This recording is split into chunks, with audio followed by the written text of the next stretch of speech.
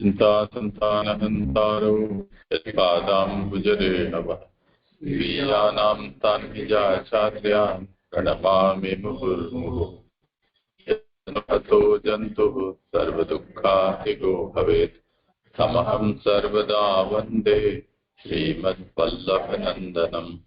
अज्ञानतिमिरान्धस्य ज्ञानाञ्जनशलाकया चक्षुरुन्मीलितं येन तस्मै श्रीगुरवे नमः। नमामि हृदये शेषे लीलाक्षीराब्धिशायिनम् लक्ष्मीसहस्रलीलाभिः सेव्यमानं कलानिधिम्। चतुर्भिश्च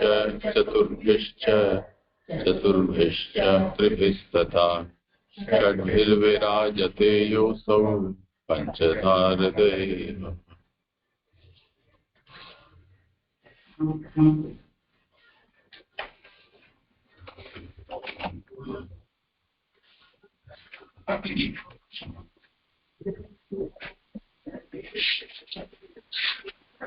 જે દંડવત પ્રણામ.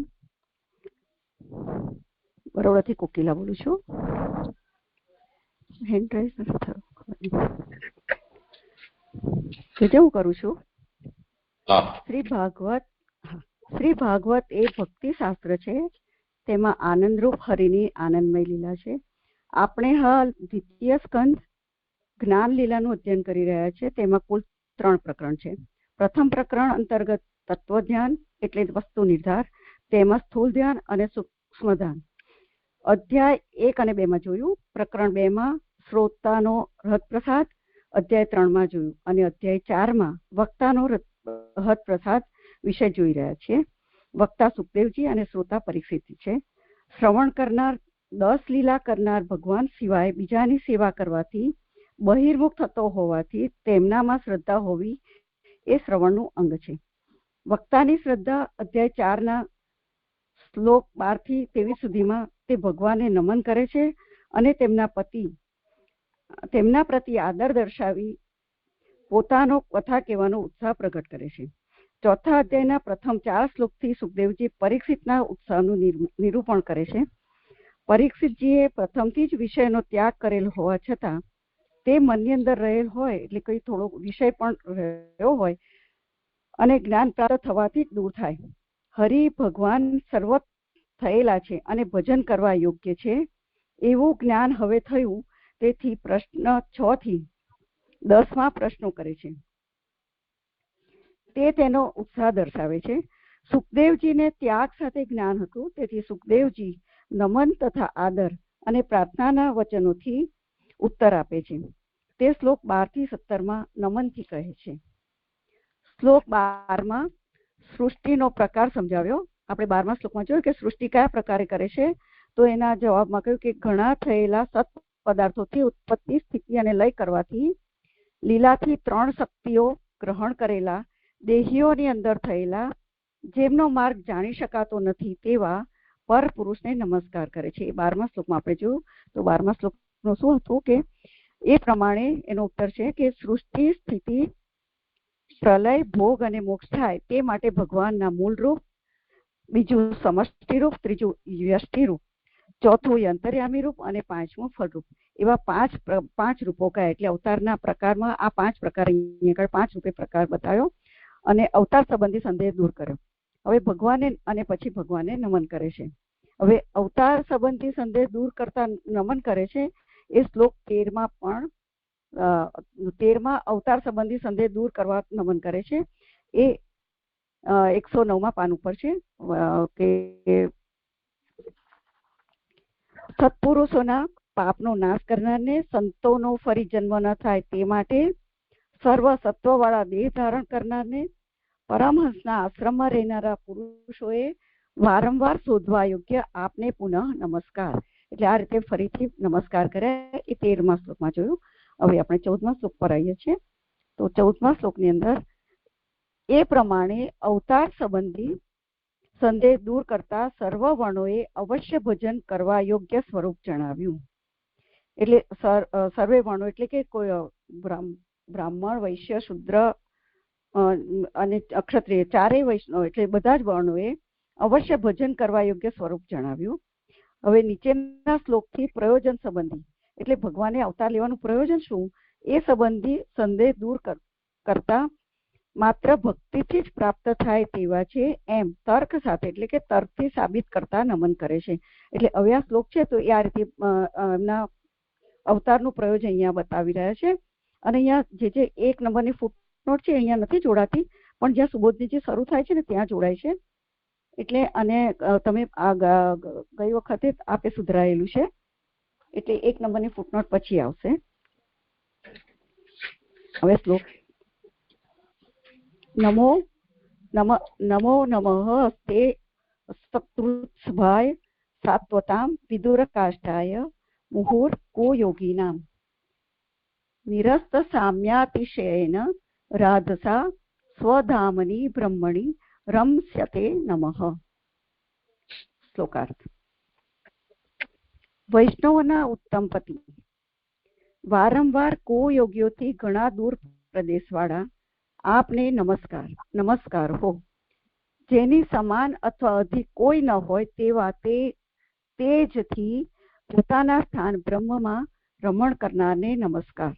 અહીંયા તે અને જ છૂટો પાડીને બોલવાનો છે. તેજ એટલે પ્રકાશના અર્થમાં અહીંયા નથી, એવું જે આપણે ગયા વખતે સુધરાવ્યું છે. હવે પહેલી ફૂટનોટ અહીંયા આગળ આવે છે આ સુબોધજીની શરૂઆતમાં. તેથી ભક્તિ ઘણી વધી પડતા ઘણીવાર નમન કરતા એ નમનની જ પ્રાર્થના કરે છે, કારણ કે શાસ્ત્રમાં પૂર્ણ થયેલાઓને ભગવાનના દર્શન થાય ત્યારે નમસ્કાર જ કરવા યોગ્ય હોવાથી સત્પુરુષોના શિક્ષણનો વિચાર કરતા આપ ગરુડના આસનવાળાને શું આસન આપવું એ વાક્ય પ્રમાણે પોતાનું નમનથી બીજું કર્તવ્ય નથી. તેથી એવા ઘણી ભક્તિવાળા થયેલા અમને ભગવાનનો સાક્ષાત્કાર થાય ત્યારે એ પ્રમાણે આપણે નમન જ હો એવી પ્રાર્થનાથી બધાએ સાધનોથી આટલું જ પ્રયોજન હોવાનું કહેલું છે. વાક્ય બહુ લાંબુ છે જે પણ અહીંયા પૂર્ણ વિરામ આવે છે એટલે અહીંયા સુધી લીધું છે. અને પહેલી, બીજી અને ત્રીજી 3 ફૂટનોટ અહીંયા લેવાય છે. એમાં પહેલી લાઈનમાં તેથી છે, ત્યાંથી પહેલી ફૂટનોટ છે.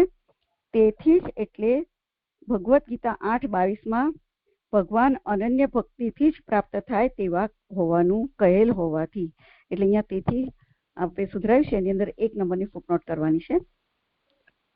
એટલે ભગવાન કેવા છે તો એમ કે અનન્ય ભક્તિથી જ પ્રાપ્ત થાય એવા છે. ગીતાજીનું વાક્ય છે કે હે પાર્થ, જેમાં સર્વભૂતોનો સમાવેશ થાય છે અને જેનાથી આ સમસ્ત જગત વ્યાપ્ત છે તે પરમ પુરુષ અનન્ય ભક્તિથી જ પ્રાપ્ત થાય છે. આ ગીતાજીનું વાક્ય છે.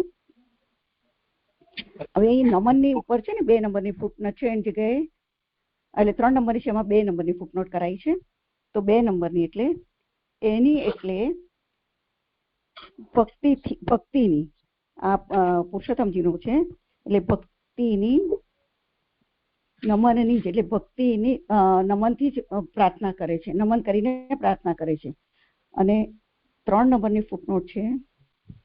આ 4 લખેલું છે ને સાધનોથી આટલું જ પ્રયોજન હોવાનું, એ ત્યાં 3 કરાય છે.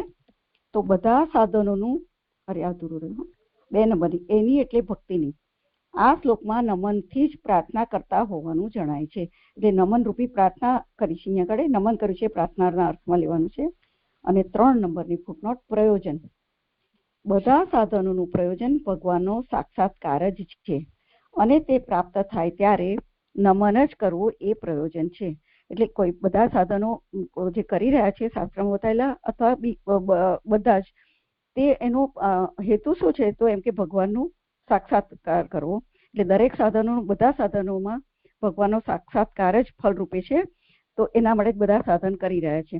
અને એ પ્રાપ્ત થાય ત્યારે શું કરવું જોઈએ તો કે નમન કરવું જોઈએ. જ્યારે તમારે સાધન પછી તમારે ફલ પ્રાપ્ત થાય અને ભગવાનનો જ્યારે સાક્ષાત્કાર થાય ત્યારે નમન જ કરવું જોઈએ. એવું કોણ કહી રહ્યું છે કે અહીંયા સત્પુરુષોનો શિક્ષણનો એટલે શાસ્ત્રમાં પૂર્ણ થયેલા, એટલે અહીંયા સુખદેવજીની વાત છે. પણ એ શાસ્ત્રમાં પૂર્ણ થયેલાઓ શું કરે છે કે ભગવાનના દર્શન થાય ત્યારે નમસ્કાર કરે છે અને એનું શિક્ષણ પણ આપે છે. એટલે કે અહીંયા આગળ પરીક્ષિતને ઉદ્દેશીને એ પણ કહે છે કે એ પ્રમાણે કરવું જોઈએ એમ. એટલે અહીંયા વાક્ય પૂરું થાય છે. એટલે સાધનોથી આટલું જ પ્રયોજન. એટલે કોઈ પણ સાધનના અંતે જ્યારે ભગવાનની પ્રાપ્તિ થાય ત્યારે પ્રયોજન શું કરવું જોઈએ કે નમન જ કરવું જોઈએ, એવી પ્રાર્થનાથી નમન જ કરવું જોઈએ. એ રીતે અહીંયા સુખદેવજી કહી રહ્યા છે. વળી તે એટલે અહીંયા ભગવાનના અર્થમાં છે કે વળી તે આપને એમ પ્રત્યક્ષપણાથી નમન કરાય છે, પરંતુ મને અથવા તેમને નમન કરવાનું કહેલ નથી. આથી બીજું અધિક પ્રયોજન ઈચ્છવા યોગ્ય નથી એવો શાસ્ત્રનો સાર છે. એટલે જ્યારે ભગવાનનો સાક્ષાત્કાર થાય ત્યારે ભગવાનને જ નમન કરવું જોઈએ. અને બાકી મને કે તમને એટલે જે વક્તા શ્રોતા કે ત્યાં આજુબાજુ બિરાજેલા એટલે જેના છે એમાં કોઈને નમન નહીં, પણ પરંતુ એ દ્વારા ભગવાનને જ નમન કરવાનું કહ્યું છે, એવો શાસ્ત્રનો સાર છે. એટલે અહીંયા એવું લાગે છે કે જે સુખદેવજીને અત્યારે આ કહી રહ્યા છે તે વખતે એમને પણ ભગવાનનો સાક્ષાત્કાર હોય એ રીતે પ્રત્યક્ષ હોય એ રીતે કહી રહ્યા હોય એવું લાગી રહ્યું છે. હવે બીજો પેરેગ્રાફ. વળી વૈષ્ણવોના ઉત્તમ પતિ 7 પ્રત્યયવાળાઓના પતિ કયા. એટલે આ જે પહેલો શબ્દ જે અહીંયા વાપર્યો છે ને વૈષ્ણવોના ઉત્તમ પતિ, તો એ અહીંયા એ શબ્દનો અહીંયા વિસ્તાર કરે છે. 7 પ્રત્યય એને અધીન હોવાના અર્થવાળો છે. એમ 7 પ્રત્યય વ્યાકરણમાં આત્મસાત એમ કહેલો છે. એટલે આત્મસાત કરવું એટલે એને પામવું, તો એને અધીન થઈ જવું, એવો અહીંયા શાસ્ત્રનો અર્થ કયો છે. અને અહીંયા 7 સેવનના અર્થમાં, 7ના અર્થમાં નથી, પણ આ રીતે આત્મસાત એ શબ્દને અહીંયા આગળ લીધું છે. આપણે નવરત્નમાં પણ શ્લોકમાં છે કે આત્મસાત કરી લીધો હોય ને બીજાની શું જરૂર, એમ એવી રીતે અહીંયા આગળ આત્મસાત એ અર્થમાં અહીંયા આગળ કીધું છે. અને કેવી રીતે અધીન થવાપણું છે તો એ આગળના વાક્યમાં છે કે 7 પ્રત્યય વ્યાકરણમાં આત્મસાત એમ કહેલો છે. એ વિષયમાં 7 વાળાએ સાત્વતો વૈષ્ણવો કોઈ પણ સમયે સ્વતંત્ર હોતા નથી, પરંતુ ભગવાનને જ આધીન રહે તેવા છે.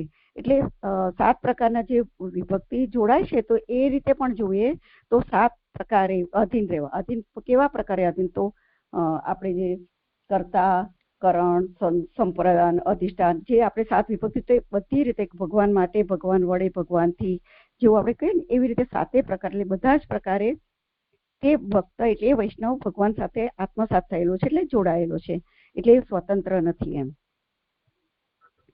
એ વિષયમાં 7 વાળાએ સાત્વતો એટલે કે વૈષ્ણવો કોઈ પણ સમયે સ્વતંત્ર હોતા નથી, પરંતુ ભગવાનને આધીન જ રહે એવા છે. એટલે આ રીતે 7 પ્રકારનો આત્મસાતના અર્થમાં લીધું અને 7 પ્રકારે ભગવાન સાથે જોડાયેલા છે, એટલે સ્વતંત્ર નથી. એ રીતે અહીંયા 2 રીતે સમજાવ્યું છે. એમના ઉત્તમ એટલે પતિ ભગવાન છે, એટલે એમના પતિ કોણ છે? તો ભગવાન છે, એટલે એમનું રક્ષણ ભગવાન કરે છે અને એ ભગવાનને આધીન છે, એટલે સ્વતંત્ર નથી. એમ આથી આવી સ્થિતિથી ભગવાન સ્વામી હોય એ પણ પ્રયોજન છે. એટલે આ રીતે ભગવાનનું સ્વામી પણ એમણે સ્વીકાર્યું છે અને પોતે સેવક પણ સ્વીકારે છે. તો એવા માટે અહીંયા આગળ ભગવાન માટે વૈષ્ણવોના ઉત્તમ પતિ જે કીધું છે તો એનો અહીંયા આગળ વિસ્તાર કર્યો. કેવી રીતે છે? તો આ રીતે 2 રીતે બતાવ્યું. ભગવાન સ્વામી હોય એ પણ પ્રયોજન છે. માત્ર નમનથી જ પોતાની મેળે અંત આવતા તેમને અધીન રહેવારૂપ અધિક ધર્મ પ્રાપ્ત થતા ભગવાન પોતાની સેવા પણ કરાવે, તેથી વંદન પછી દાસ્ય પણ પ્રયોજન થાય છે એમ પણ કહ્યું. પરંતુ જેવો યોગ વગેરેથી એમને પ્રાપ્ત કરશું એમ વિચારે છે તેઓ કુયોગી. એટલે અહીંયા જે ફૂલ સ્ટોપ હશે એમ પણ કહ્યું છે, ત્યાં ફૂલ સ્ટોપ આવતું હશે કારણ કે પછી શબ્દ બદલાય છે એટલા માટે. એટલે જે રીતે ભગવાનને અધીન રહે છે તો ભગવાનનું દાસપણું સ્વીકાર્યું છે, તો વંદન કરવાથી આ દાસ્યપણું પ્રાપ્ત થાય છે એવું કીધું. એટલે પહેલા વંદન કર્યું છે, જે નમનના અર્થમાં કીધું ઉપરથી, તો ભગવાનને નમન કર્યું તેનાથી એમને દાસ્યપણું પ્રાપ્ત થાય છે. અને પછી આગળ જતા દાસ્ય પ્રયોજન થાય છે. એટલે જ્યારે ભગવાનને વંદન કરી, નમન કરી એમના શરણે જાય છે તો એમને ભગવાને આ રીતે દાસ્યપણું પ્રાપ્ત કરાવે છે. અને અંત માત્ર નમનથી જ પોતાની મેળે અંત આવતા એવું કીધું છે ને, તો એના અર્થમાં છે કે બીજા બધામાંથી નીકળી ગયા છે ને, ભગવાનને સતત આધીન થઈ ગયા છે. એ રીતે બીજા બધામાંથી પોતાની મેળે અંત આવતા, એટલે બીજી બધી વાતમાંથી વૈરાગ્યવાન છે. ભગવાન માત્ર જ એમનું સ્વામી છે. પરંતુ જેવો યોગ વગેરેથી એમને પ્રાપ્ત કરશું એમ વિચારે છે તેઓ કુયોગી એટલે પૃથ્વી ઉપરના જ યોગીઓ છે એમ કહ્યું. કારણ કે ભૂમિ ઉપર જ રહેલાઓ બ્રહ્માંડ ઉપર રહેલી વસ્તુને પ્રાપ્ત કરતા નથી. એટલે આ રીતે એવું કીધું કે ભગવાનના શરણે એટલે ભગવાને નમન જે કરે છે તો ભગવાન એને દાસ્ય પણ પ્રાપ્ત કરાવે છે, એટલે સ્વામી પણ સ્વીકારે છે એમ. તો આને જો કોઈ એવું જાણતું હોય કે હું પોતાને સ્વતઃ મારા યોગથી હું એમને પ્રાપ્ત કરીશ તો એને અહીંયા કુયોગી શબ્દથી સંબોધ્યા છે. અને કારણ કે તે એનાથી શું થાય છે, પોતાની જાતે જે સ્વતઃ કરી રહ્યા છે તો એના માટે પૃથ્વી ઉપરને કરી તો શકે છે પણ એમને પૃથ્વી ઉપરની સિદ્ધિઓ પ્રાપ્ત થાય છે. અણિમા લઘુમાં વગેરે જે છે એ મળે છે. એમાં ભગવાન બ્રહ્માંડ ઉપરની રહેલી વસ્તુઓ પ્રાપ્ત નથી કરતા, પણ ભૂમિ પરના એટલે પાર્થિવ પદાર્થોની અંદરથી જે એમને ઈચ્છિત છે તે એ સિદ્ધિઓ પ્રાપ્ત કરી શકે છે. કારણ કે ભૂમિ પર રહેલાઓ બ્રહ્માંડ ઉપર રહેલી વસ્તુને પ્રાપ્ત કરતા નથી. અને આ ખરાબ યોગ એટલે કુયોગનો યોગ કહે છે. ખરાબ યોગ ખરાબ ફળ અથવા ભૂમિ પરનું ફળ આપે. એટલે આ રીતે એને કુયોગી કેમ કીધા છે કે જે એમની ઈચ્છા પોતે સ્વતઃ હું પોતાના પ્રયત્નથી કરીશ એ જે ઈચ્છી રહ્યું છે એને અહીંયા કુયોગી કહ્યા છે. અને એને ફળની પ્રાપ્તિમાં એની જે યોગની જે સિદ્ધિઓ છે તે પ્રાપ્ત થાય છે, ભગવાન પ્રાપ્ત નથી થતા એમ. તેથી જ અણિમા વગેરે એ યોગના ફળ કહેલા છે. યોગ તો જીવને સ્વાધીન છે અને ભગવાન સ્વાધીન નથી અને યોગેશ્વર છે. તેથી યોગમાં જેઓની મતિ દ્રઢ થયેલી છે તેઓથી જે દિશામાં ભગવાન છે તે દિશા પણ દૂર છે. એટલે આ બધી સિદ્ધિઓ એ પ્રાપ્ત કરે છે. આ બધું કરી શકે કારણ કે જીવને સ્વાધીન છે, પણ ભગવાન જીવને સ્વાધીન નથી. ભગવાન તો યોગેશ્વર છે. તો જેની બુદ્ધિ મતિ એમાં દ્રઢ થયેલી છે તો ભગવાન એનાથી બિલકુલ વિરુદ્ધ છે. એટલે એનાથી ઘણા દૂર છે કે ભગવાનની નજીક ને ઉપરાંત એ ભગવાનથી દૂર જાય છે કે પોતાપણામાં વિશ્વાસ છે એમનો, દ્રઢ વિશ્વાસ પોતે હું કરીને પ્રાપ્ત કરીશ એવી જે દ્રઢતા એની છે તો એનાથી ભગવાન એમનાથી દૂર છે, ઘણા દૂર છે. એટલે દિશા જ જુદી છે એમ. તેઓથી જે દિશામાં ભગવાન છે તે દિશા પણ દૂર છે. સાધનો પણ એનાથી પણ દૂર એને લઈ જાય છે. એટલે જે યોગનું સાધન એ કરી રહ્યો છે તો ભગવાનથી દૂર તો છે જ, પણ એનાથી પણ વધારે દૂર થઈ જાય છે. ભગવાનની નજીક જવાના બદલે દૂર થાય છે. તેથી ઘણી દૂર છે દિશા જેમની તેવા ભગવાન છે. એટલે અહીંયા બીજો જે શબ્દ હતો ને કે વારંવાર કુયોગથી ઘણા દૂર પ્રદેશ વાળા, એટલે અહીંયા જે બીજો સંબોધનમાં વાપર્યો છે શબ્દ ભગવાન માટે તો એનો અહીંયા વિસ્તાર કર્યો કે કેવા છે ભગવાન, કે ઘણી દૂર છે દિશા જેમની તેવા ભગવાન છે. અહીંયા આ શબ્દનું અહીંયા પૂર્ણ કર્યું. હવે આગળ આથી એમ કહેલું છે કે ભક્તિથી જુદા સાધનથી પ્રયોજન સિદ્ધ થાય તેવું નથી. એટલે એકમાત્ર ભક્તિ લભ્ય ભગવાન છે. એટલે બીજા કોઈ સાધનના પ્રયોજનથી ભગવાન પ્રાપ્ત થતા નથી એમ સિદ્ધ થાય, બીજું કોઈ આ રીતે સિદ્ધ થતું નથી. એકવાર યોગી થયા હોય તો પાછળથી દિવ્ય વગેરે ભોગ થાય તો ભગવાનને પ્રાપ્ત કરે પણ ખરા. વારંવાર કુયોગી થાય ત્યારે આશા પણ નથી એવો અર્થ છે. પ્રાપ્તિ ન થવી એ જ દૂર પ્રદેશ હોવા પણ. એટલે દૂર કયા અર્થમાં છે કે એ પ્રાપ્ત નથી થતું એટલે છેટું છે, દૂર છે. તો એ જ અહીંયા બતાવ્યું છે. પણ અહીંયા જે દિવ્ય ભોગ કીધા છે નથી બરાબર સમજાવ્યું છે. પણ જો ભગવાનની કૃપા અથવા તો આ જે કરતા કરતા એને કંઈ પ્રાપ્ત થાય અને એ સમજે કે આ રીતે જો બધું મળે છે તો એ ભગવાનના શરણે જાય તો ભગવાનને પ્રાપ્ત કરે પણ ખરો એમ. એટલે જો ભગવાન જયારે એની કૃપા કરીને યોગ નિષ્ઠા છોડાવીને ભગવત નિષ્ઠા થઈ જાય તો એના કારણે જો એ કૃપા હોય તો એ પ્રાપ્ત કરી શકે ખરો. પણ એ રીતે અહીંયા સમજાવ્યું છે. નહીં તો પછી શું થાય કે વારંવાર કુયોગી થાય ત્યારે આશા પણ નથી. કે એકવાર યોગથી કઈ સિદ્ધિ પ્રાપ્ત કરી પછી વાપરી કાઢે પછી ફરીથી સિદ્ધિ પ્રાપ્ત કરે અથવા તો અનેક જન્મો સુધી યોગમાં કરીને પૂર્ણ કરે તો માટે એના માટે ભગવત પ્રાપ્તિ નથી એમ, એની કોઈ આશા જ નથી એવો અર્થ છે. પ્રાપ્તિ ન થવી એ જ દૂર પ્રદેશ હોવા પણ. એટલે જે ભગવાનની પ્રાપ્તિ નથી થતી એ જ ભગવાનની જે દિશા દૂર કીધી હતી એ રીતે જે યોગ વાળાને ભગવાન જે સ્વતઃ યોગ કરે છે ને પોતે ભગવાનને આ રીતે મેળવી લેશે યોગ દ્વારા જે કીધું તેના માટે આ દૂર પ્રદેશ છે. એના માટે એ જ રીતે વારંવાર શબ્દથી એઓથી સાધન નથી એમ સૂચવેલું છે. એટલે આ વારંવાર શબ્દથી તેઓથી સાધન નથી એમ સૂચવેલું છે. એટલે આ યોગ એનું ભગવત પ્રાપ્તિનું સાધન નથી એ સમજાયું. તેથી અન્વય અને વ્યતિરેક કહીને માત્ર ભક્તિથી જ પ્રાપ્ત થાય તેવા હોવાનું સાબિત કર્યું. તેથી અહીંયા 4 નંબરની ફૂટનોટ આવે છે. અન્વય વ્યતિરેક લખાયું છે ત્યાં 4 નંબરની કરાઈ છે. આપણે 4 નંબરની ફૂટનોટ. ભક્તિ થાય ત્યાં ભગવાન પ્રાપ્ત થાય છે એ અન્વય, અને ભક્તિ ન હોય ત્યાં પ્રાપ્ત થતા નથી એ વ્યતિરેક. એટલે જે મૂળમાં આપણને ઉત્થાનિકામાં જે કીધું છે ને કે તર્કથી, તો એને આ રીતે તર્ક આ રીતે અહીંયા સમજાવ્યો છે કે બીજા મતવાળા આ રીતે અન્વય વ્યતિરેકથી સમજાવતા હોય તો એ રીતે કીધું છે કે જે ભક્તિ કરે છે તેને જ ભગવાન એટલે પ્રાપ્ત થાય છે, અને વ્યતિરેક એટલે કે જે ભક્તિ પ્રાપ્ત નથી કરતું તો એનાથી અલભ્ય છે, પ્રાપ્ત થતા નથી. જે ઉપર કીધું કુયોગી એ અર્થમાં કે એનાથી દૂર છે એમ.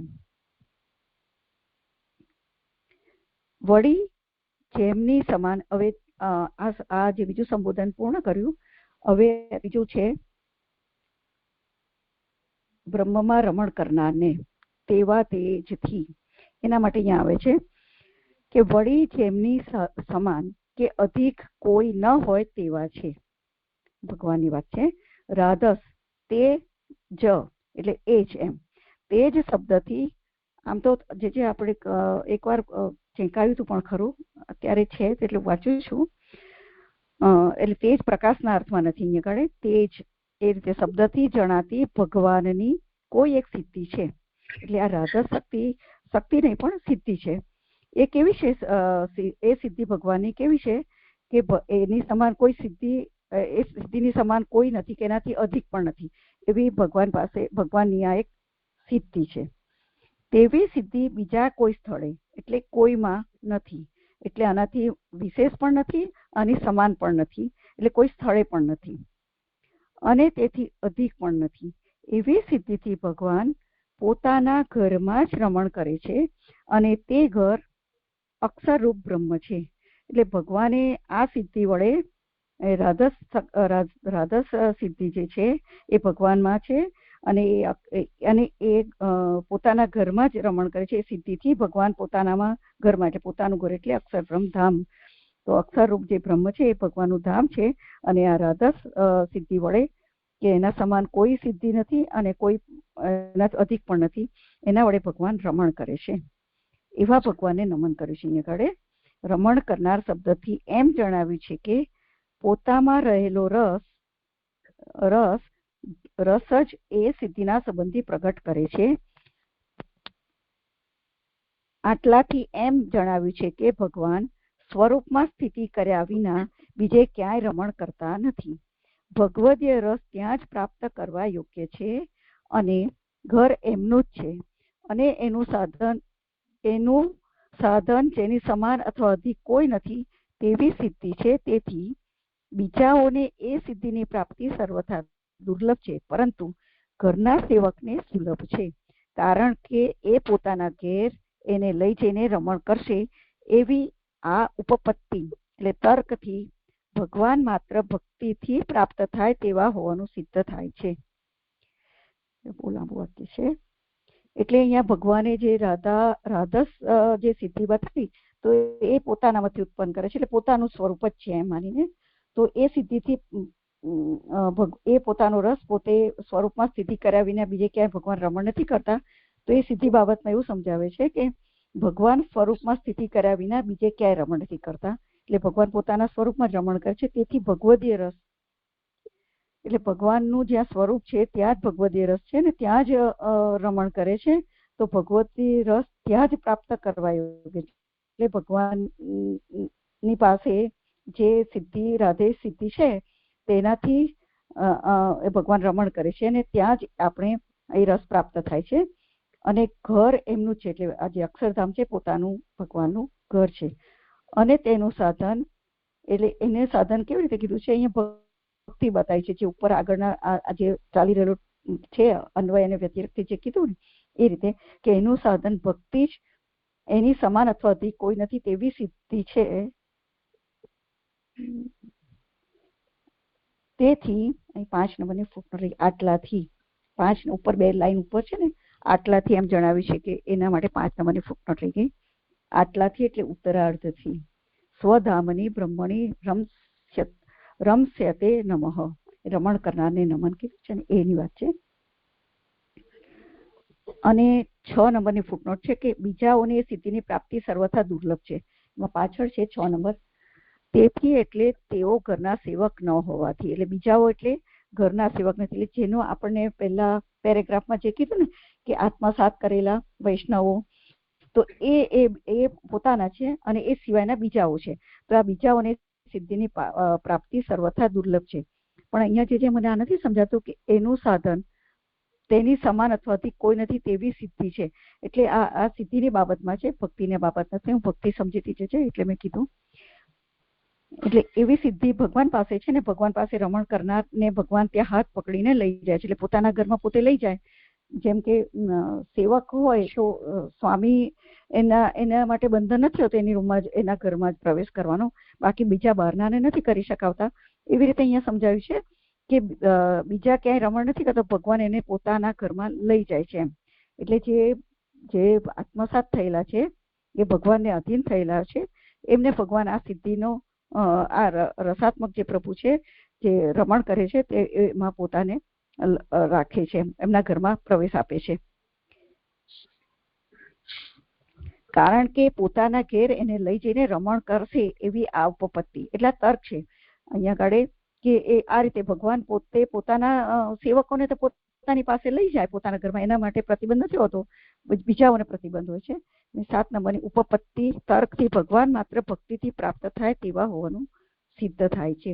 એટલે 7મું પાછળ છે 7મી ફૂટનોટ કે કારણ કે કોઈ સ્નેહ વિના કોઈને પોતાના ઘેર લઈ જતો નથી એવા ઘેર લઈ જવારૂપ તર્કથી. એટલે ભગવાનને સ્નેહ છે પોતાના ભક્તો માટે અને એટલે ભગવાન એમને ત્યાં લઈ જઈ શકે છે, લઈ જાય છે એમ.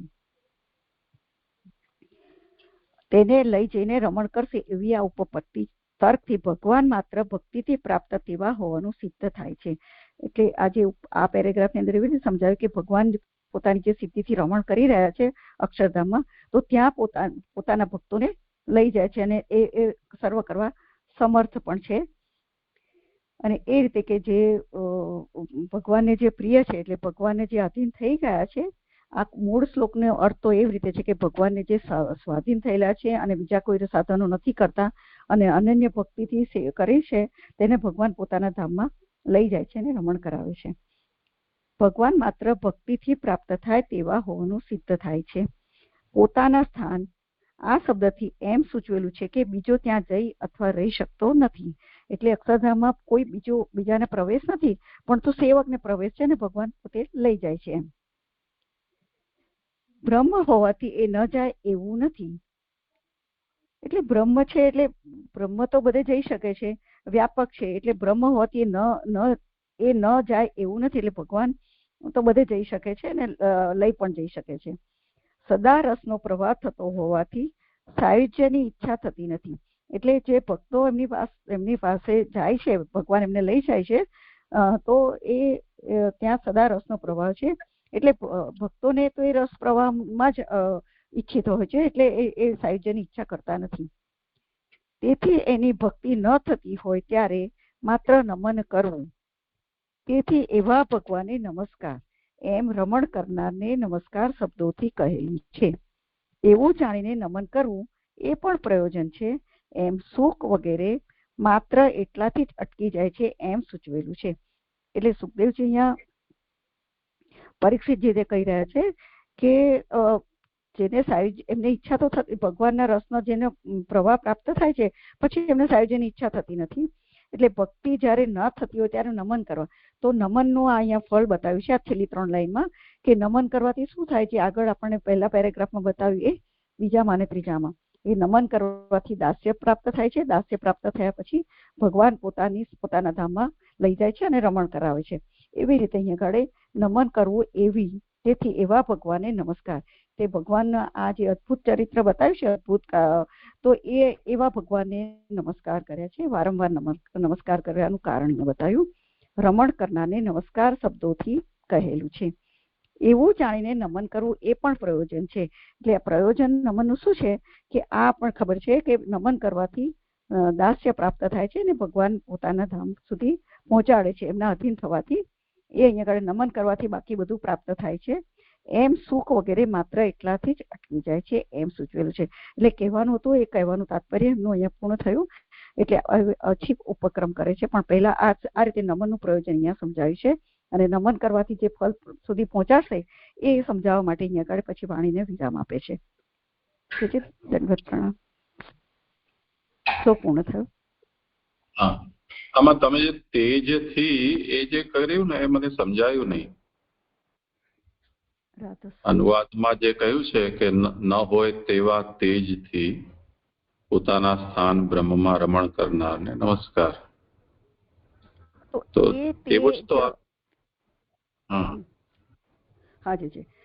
એટલે અહીંયા તેજથી જે આપણે ગયા વખતનું રેકોર્ડિંગ છે ને એમાં સુધરાયું, તો એમાં લખ્યું હતું કે આ તેજ એટલે તેજ એટલે શું કે એ રાધે સિદ્ધિ જે છે ને એના અર્થમાં વાપર્યું છે. તેજ એટલે પ્રકાશના અર્થમાં નથી, એવું આપણે કીધું હતું. અને અહીંયા જે છેલ્લો પેરેગ્રાફ છે ને એમાં રાધા તેજ એટલે એ સિદ્ધિની બાબતમાં આ જ છે શબ્દ કે તેને સમાન અથવા અધિક કોઈ નથી. એટલે એ જ સિદ્ધિની વાત છે અહીંયા આગળ કે એ સિદ્ધિ દ્વારા ભગવાન રમણ કરાવે છે. તો એ બતાવું છે એવા રમણ કરનાર ભગવાનને નમન, રમણ કરાવનાર ભગવાનને નમન. એટલે અહીંયા તેજ ને પ્રકાશના અર્થમાં નથી, એવું જે આપ કહ્યું હતું એટલે મેં એવું કીધું.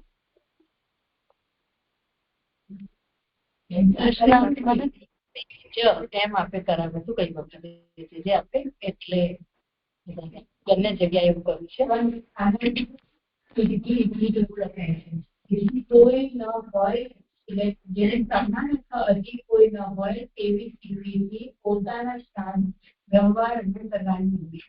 કારણ કે આમાં બધું શ્લોકમાં પણ સિદ્ધિ જ પ્રાપ્ત થાય એટલે સિદ્ધિ કરાવી લખું છું. બધા જુદું જુદું લખ્યું છે એવું છે.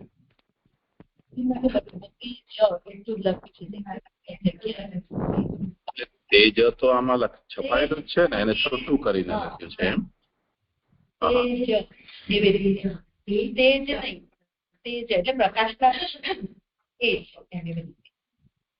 જે હોય તે અહીંયા શ્રી મહાપ્રભુજીએ સુબોધનીજીમાં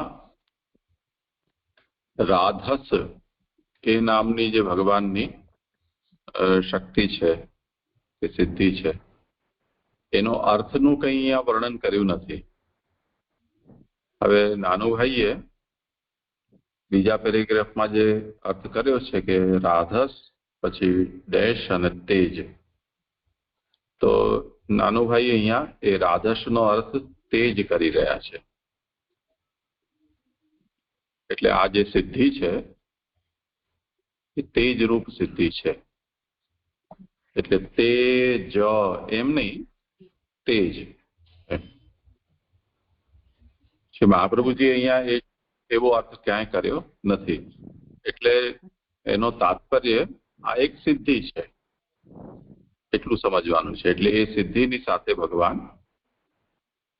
પોતાના અક્ષર બ્રહ્મમાં રમણ કરે છે એવા ભગવાનને નમસ્કાર હો. ગઈ વખતે તે વખતે શું બુદ્ધિ હતી ને શું સમજાયું અને શું લખાયું એ અત્યારે મને સ્મરણ નથી. અત્યારે આ વાત આપણને એટલી સ્પષ્ટ થાય છે મૂળને જોતા કે રાધસ નામની જે સિદ્ધિ છે એની સાથે ભગવાન રમણ કરે છે.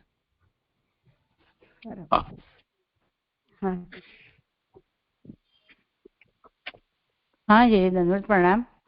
આ અન્વયને વ્યતિરેકથી જે સમજાયું છે ને તે નથી સમજાતું. એ કેવી રીતે લેવાનું કે ભક્તિ થાય ત્યાં ભગવાન પ્રાપ્ત થાય છે અન્વય, અને ભક્તિ ન હોય ત્યાં પ્રાપ્ત થતા નથી તે વ્યતિરેક. પણ અન્વયને વ્યતિરેકથી કેવી રીતે લેવાનું? એ તો હવે કોકિલાબેન સમજાવશે. હા જી કરો. એટલે અન્વય અને વ્યતિરેક તો અહીંયા એવી રીતે કીધું છે કે જો ભક્તિ હશે તો ભગવાન પ્રાપ્ત થશે. એટલે જેમ કે ધુમાડો છે તો અગ્નિ છે અને ધુમાડો નથી તો અગ્નિ નથી, એટલે અન્વયમાં ધુમાડો દેખાય તો સમજાય કે અગ્નિ ત્યાં હશે જ, અને વ્યતિરેક એટલે કે ધુમાડો પણ નથી તો ત્યાં અગ્નિ નથી. એટલે અહીંયા આગળ ભક્તિના અર્થમાં એવી રીતે લીધું છે. આ તર્ક કર્યો છે. તર્ક એટલે એક યુક્તિ બતાવી કે જ્યાં ભક્તિ હશે તો ભગવાન મળવાના જ છે, ભગવાનની પ્રાપ્તિ છે. જો ભગવાન અનન્ય ભક્તિથી પ્રાપ્ત થાઉં છું અને ભગવાન આ રીતે પ્રાપ્ત કરવા માટે ભક્તિની મુખ્યતા બતાવી છે નીકળે. એટલે ભક્તિ હોય તો જ ભગવાન પ્રાપ્ત થાય, અને એમાં ભક્તિ નથી તો ભગવાન પ્રાપ્ત થતા નથી. એ રીતે અહીંયા સમજાય છે. તો અન્વય ને વ્યતિરેક થી કેવી રીતે લેવાનું ના સમજાયું. કુયોગી છે એમના અંદર ભક્તિ નથી, કેમ કે એમને યોગિક સિદ્ધિની અપેક્ષા છે, એટલે એમને ભગવાન પ્રાપ્ત થતા નથી. પણ જે ભગવાન સાત્વતોના પતિ છે, સાત્વત એ છે કે જેમને ભગવાને આત્મસાત કરેલા છે, તો એમના અંદર એ ભક્તિ છે, તો એમને ભગવાન પ્રાપ્ત થાય છે. આ અન્વય થયો. કુયોગીને પ્રાપ્ત થતા નથી કેમ કે એમના ભક્તિ નથી, એ વ્યતિરેક. એટલે ભક્તિ વગર આ થાય એવું નથી, એવું સાબિત કર્યું. બીજું કઈ છે? હા, જય ધન્યવાદ, પ્રણામ થયું. તેજની વાત આવી ને, એને આદર્શ પછી ડેશ છે ત્યાં આપણે એને કોષ્ટકમાં રાખી દઈએ તો ચાલે કે નહીં સમજ માટે? હા, કરી શકાય. એટલે નાનુભાઈનો અર્થ છે એટલું ખાલી, એટલે અલગ થઈ જાય. હા, એવું કરવું તો કરી શકો. પહેલી લાઈનમાં છે ને 113મા પાન પર દિવ્ય વગેરે ભોગ, તો આ કેવા દિવ્ય ભોગની વાત છે? કૃપાના અર્થમાં જ મેં તો સમજી હતી કે યોગ નિષ્ઠા છોડાવીને ભગવત પ્રાપ્તિ કરાવે, પણ અહીંયા દિવ્ય વગેરે ભોગ તો કેવા દિવ્ય ભોગ એ મને નથી સમજાયું છે.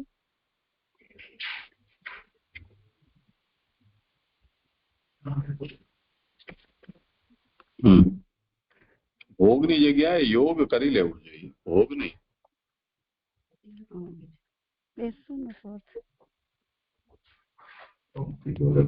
મૂળમાં પણ એવું જ છે. યોગ છે એટલે બેસ્યો ને મને શબ્દ.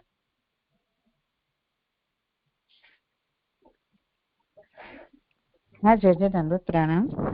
હું એવું પૂછી રહી છું કે જે આ રાધા શક્તિ અહીંયા આવી છે ઉલ્લેખ, તો આપણે જે રાધાજીના વધાઈમાં જે એકવાર કહ્યું હતું કે આપણામાં રાધા શક્તિ હોય કોઈ બી જીવમાં તો જ એ ભક્તિ કરી શકે, તો એ જ અહીંયા વિષય છે કે કોઈ જુદો સિદ્ધિની વાત છે?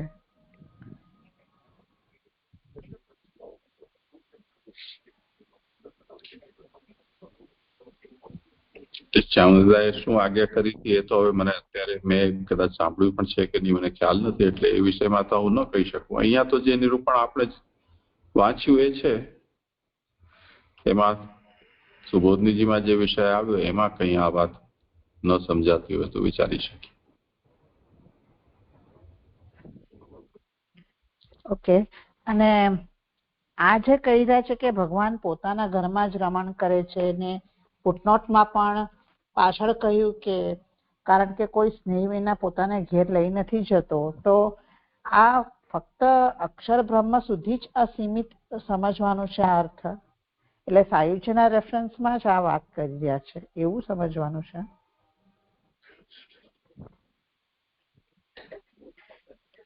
મને જ્યારે મેં વાંચ્યું ત્યારે મને તો એવું થોડુંક સમજાયું, એટલે હું ખોટી હોઈશ કે જે ભક્ત છે એ પોતાના ઘરમાં જ ભજન કરી શકે છે એવું કંઈક મને વિચાર આવ્યો હતો આ વાંચવાથી. તો એવી રીતે કઈ હશે કે અક્ષર બ્રહ્મરૂપ જ ઘર સમજવાનું છે ને ભગવાનના રેફરન્સથી જ સમજવાનું? અત્યારે તો એવું જ છે. સાયુજ્યનો તો અહીંયા નિષેધ કરી રહ્યા છે.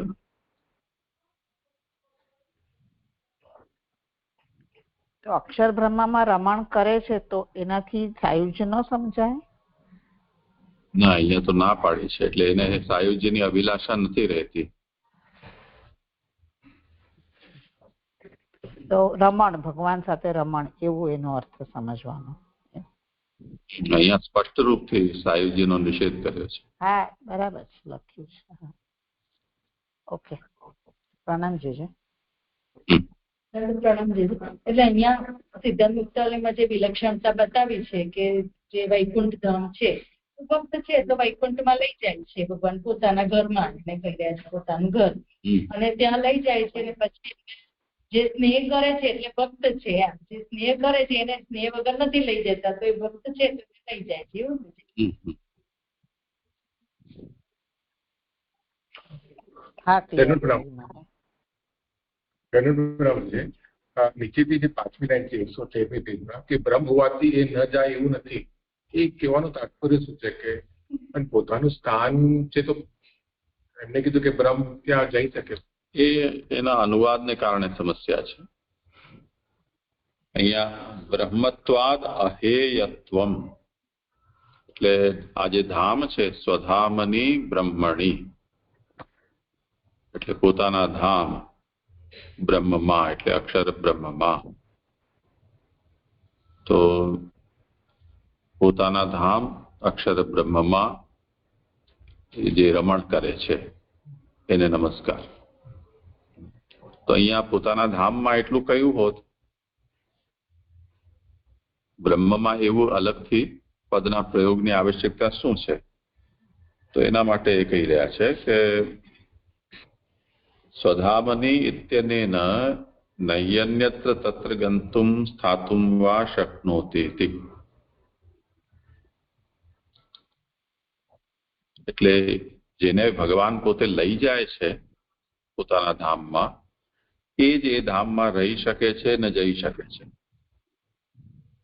તે સિવાય એટલે ભગવાન જેને ન લઈ જવાય છે એનું ત્યાં ન તો પ્રવેશ સંભવ છે કે ન સ્થિતિ સંભવ છે. અને એ જે ધામ છે એ બ્રહ્મરૂપ છે એટલે સ્વધામની બ્રહ્મણી બ્રહ્મમાં અક્ષર બ્રહ્મમાં. એ પદથી શું કહ્યું કે અહેયત્વમ એટલે જે ગયો છે એ પછી હવે એને છોડતો નથી. તો અહેયત્વમ નો અર્થ એનો ત્યાગ નથી કરતો, છોડતો નથી, એ તાત્પર્ય છે. એનો અનુવાદ એમણે અહીંયા બ્રહ્મ હોવાથી એ ન જાય એવું નથી એવો એમણે અર્થ કર્યો છે.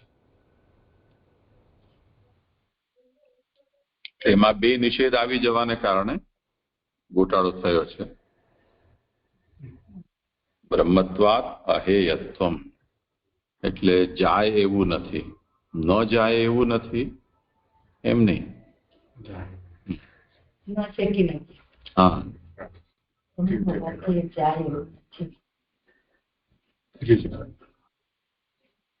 જાય એવું નથી તો છોડવા યોગ્ય નથી એમ આપે આજ્ઞા કરી. એટલે ત્યાં જાય છે પછી એને છોડતો નથી એટલું જ કેવું પુનરાવર્તતે એમ.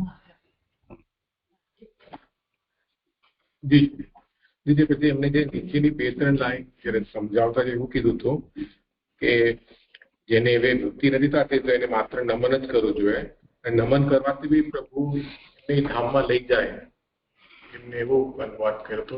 એવું સમજવું જોઈએ.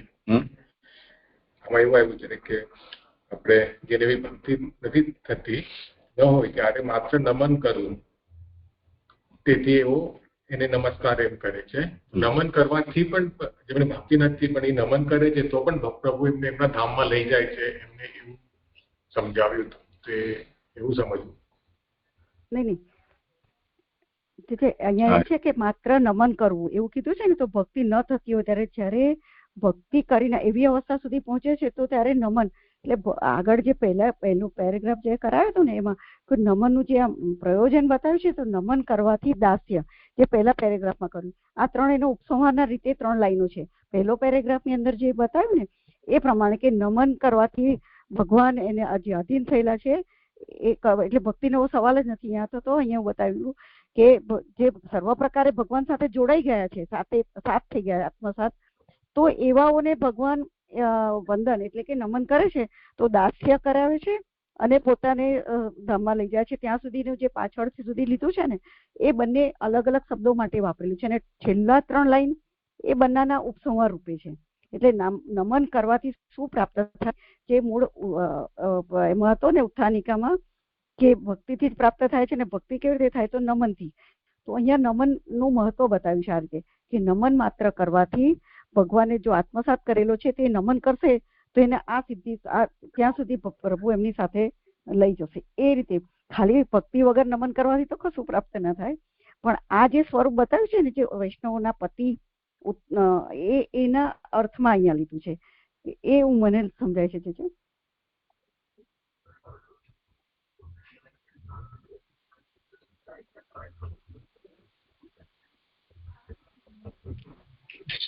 ઠીક બરાબર છે. આપ કરાવો પછી. આજે જે અહીંયા વિદુર કાષ્ટાયનો મીનિંગ શું થશે આ શ્લોકમાં? અહીંયા કઈ સમજાયું નહીં જરા. ઘણો દૂર છે પ્રદેશ. દૂર બિરાજેલા. દૂર એવો અર્થ કરાયો છે આપણે પહેલા કરાયું છે ત્યારે. દૂર બિરાજેલા ઘણા દૂર, એની દિશા દૂર છે એવું કીધું ને, એ અર્થ અહીંયા ભગવાન દૂર બિરાજે છે એનાથી, યોગથી, યોગીઓથી. હા જી. હા થયું. હા પ્રણામ જી. અને છેલ્લી લાઈન કરે છે ને, સુખ વગેરે માત્ર આટલેથી જ અટકી જાય છે એમ સૂચવેલું છે. એટલે નમન જ માત્ર કરવામાં અટકી જાય છે એમ એવી રીતે. તો એ થોડી ભક્તિ એમને થઈ છે એટલે નમન એવું કહી રહ્યા છે. કારણ કે સુખદેવજીને થોડીક ભક્તિ તો આપણે સમજી શકીએ છીએ કે એમને ભગવતજીને જયારે કર્યું ત્યારે પછી એમનામાં થોડીક ભક્તિ પ્રકટ થઈને એટલે જ તે સ્વરૂપમાં પણ મોહિત થયા ને એટલે જ આવ્યા છે અહીંયા કરી રહ્યા છે ભગવતજીની કરતા. તો પછી આટલેથી જ અટકી જાય છે એમાં શું તાત્પર્ય સમજાય એમ? તો સુખદેવજી જ બોલી રહ્યા છે ને, એટલે બોલતા અટકી જાય છે. એમણે આવા બ્રહ્મ, આવું જે રમણ કરે છે એમને નમન એટલું કીધું. હવે પોતે એટલામાં અટકી ગયા તો આપણે શું કહીએ?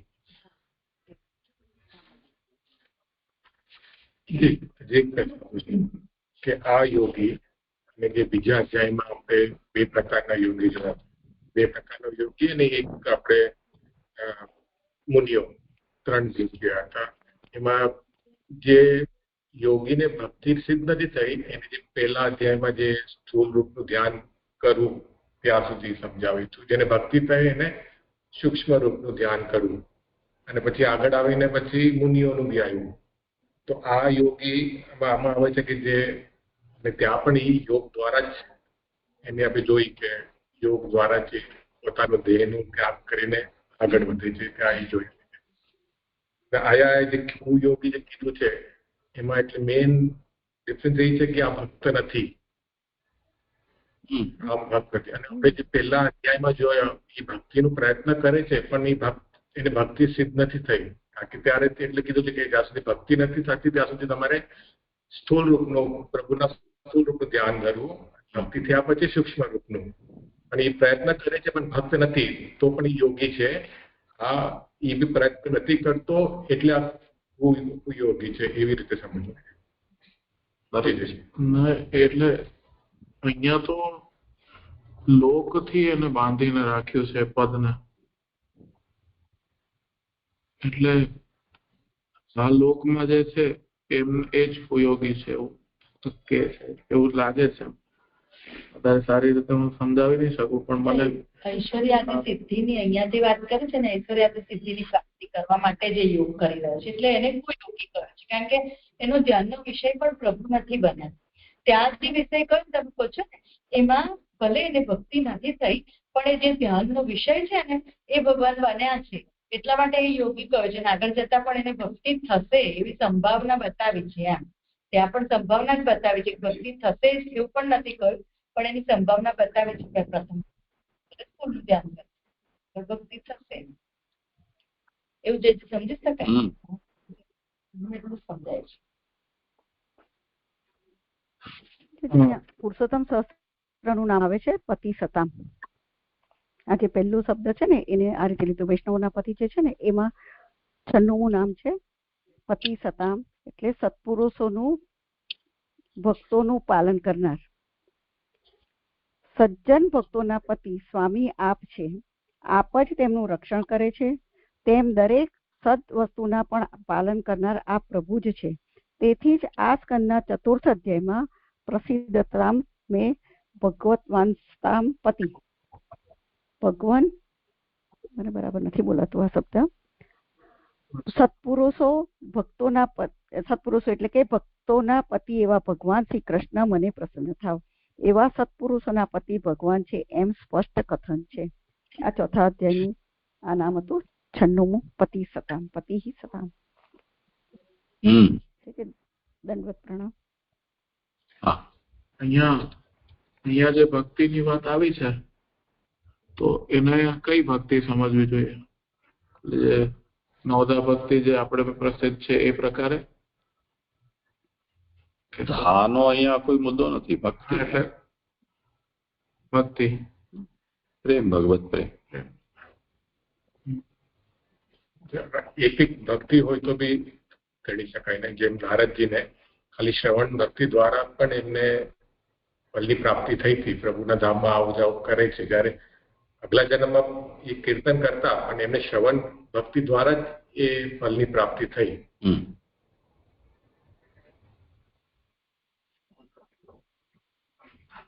પણ અહીંયા તો એવું જણાય છે, એટલે એવું સમજી શકાય કેમ કે અહીંયા તો દર્શનની વાત આવી છે ને, મૂર્તિ કેવી રીતે બારે પ્રકટ થયેલા હોય એવું.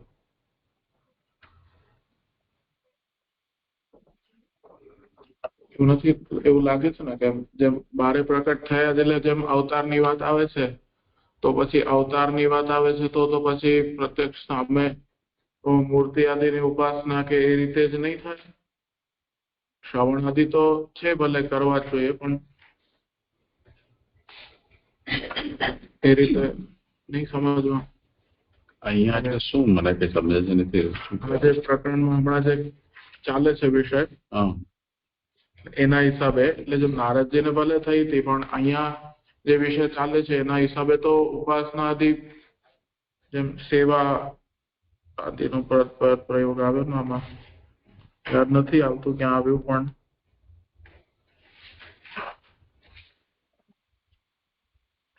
એકસો 12 પાનામાં ક્યાંક આવ્યું. લખ્યું છે ને એમાં ભગવાન પોતાની સેવા પણ કરાવે. વચ્ચે છે એમાં અધિક ધર્મ પ્રાપ્ત થતા, એટલે ભક્તિ ઘણી, આ જો સુબોધીજીનું પહેલું વાક્ય શરૂ થાય છે ને ત્યાં જો લખ્યું છે કે ભક્તિ ઘણી બધી પડતા, ઘણી વાર નમન કરતા.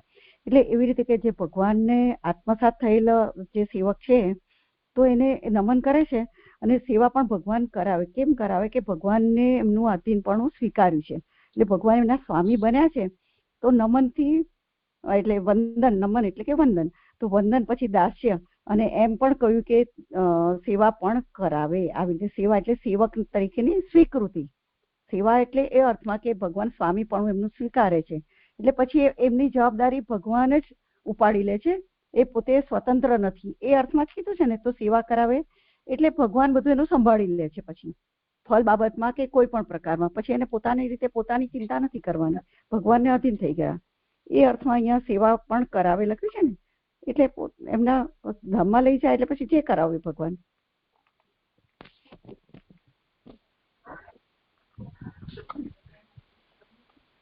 લાલન બરાબર છે?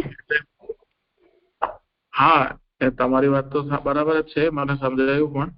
પણ જેમ અહીંયા આગળ આપણે શ્રવણ, કીર્તન, સ્મરણ આમ અલગ અલગ કરીને જેમ કલ્પેશભાઈ વિચાર્યું, તો એક રીતે એ રીતે પણ વિચાર આવે ને કે અહીંયા શું કહે છે. બધી જ રીતે સમજી શકાય કે જેમ સન્મુખ પ્રભુ બિરાજતા હોય એ મૂર્તિ રૂપે કે તો સાક્ષાત જ છે, પણ તદરૂપ પણ એવી રીતે છે. તો મુખ્ય શું છે એમ અહીંયા જે કહેવા માંગે છે કે બધી જ રીતે સમજી શકાય અહીંયા?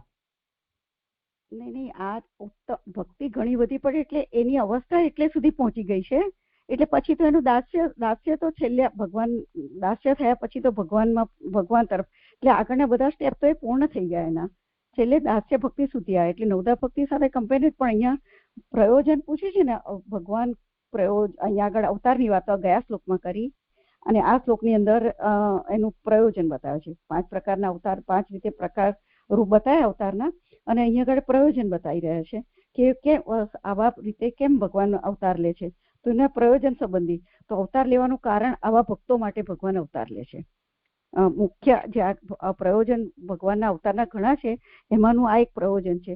એ બતાવવા માટે આ આખો શ્લોક છે એના માટે કે આવા ભગવાનને નમન કરો કે કેવા ભગવાન. તો એનું પ્રયોજન જે પ્રશ્ન ઉત્થાનિકામાં જે શબ્દ લીધો છે એને અહીંયા સિદ્ધ કર્યું છે આ રીતે કે ભગવાન આવા માટે અવતાર લે છે. આવા મને એટલે જ શંકા થઈ કે કલ્પેશભાઈ કહ્યું એટલે મને થોડુંક ધ્યાનમાં આવ્યું કે આવો પણ પ્રશ્ન થઈ શકે કે જો માત્ર શ્રવણ માટે હોત તો પછી આટલી બધી મહેનત કરીને આ કહેવાની જરૂર શું પડે એમ. એટલે અવતારનું મુખ્ય કે છે તો પછી સ્થૂળ રૂપ જેમ પ્રભુ સામે મૂર્તિ રૂપથી આપણે બિરાજે છે એમ તો સાક્ષાત છે, તો એનો જ મુખ્ય કલ્પ હોવો જોઈએ ને કે નહીં એમ. એ રીતે પણ તો પછી આનું વર્ણન કરવાનું શું પ્રયોજન રહી જાય, કેમ કે અવતારનું મુખ્યત્વે છે તો પછી ભગવાનને અવતાર લેવાની જરૂર ન પડે ને એમ. અહીંયા એ રીતે કહીએ તો જેમ ભગવાન ઘણી બધી રીતે કરી શકે છે. પેલા પાછલા શ્લોકમાં આવ્યું હતું, મેં જ પ્રશ્ન પૂછ્યો અને આપણે સમજાવ્યું હતું કે ભગવાનને અવતાર લેવાની પણ જરૂર નથી, ઘણી બધી રીતે કરી શકે છે. જેમ અંતર્યામી ઉપર મેં પ્રશ્ન પૂછ્યો હતો ત્યારે આપણે સમજાવ્યું હતું, એટલે પ્રશ્ન થયો. બાહ્ય ભક્તિના જે ધાનો પ્રશ્ન આવી આગળના શ્લોકમાં એનું નિરાકરણ કરી જ રહ્યા છે. મુખ્ય આંતર પ્રેમ છે એને ભગવાન વધારે લક્ષ્ય આપે છે. અન્ય પ્રકારો છે એનું એટલું બધું મહત્વ નથી ભગવાને કર્યું. જોઈએ આગળનો શ્લોક થઈ જાય તે પછી વધારે સ્પષ્ટ કરે. કોનો છે વારો? દંડવત પ્રણામ.